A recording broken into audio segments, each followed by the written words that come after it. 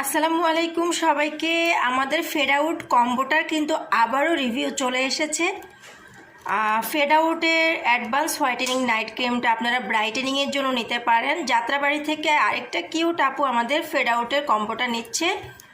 Fade আউটের কম্বোতে ওনার যেহেতু এজটা 25-এর উপরে, উনি হচ্ছে Fade Out anti wrinkle whitening day ক্রিমটা নিচ্ছে এবং ভালো মানের একটা ক্রিম এটা। আর এটা দিনের বেলা ব্যবহারের জন্য খুবই ভালো একটা ক্রিম। পাশাপাশি এটা পোর্স দূর করবে, ব্রাইট করবে স্কিন। আপনার যদি ছোপ ছোপ থাকে এজ স্পট, সেগুলো কিন্তু রিমুভ করে ফেলবে।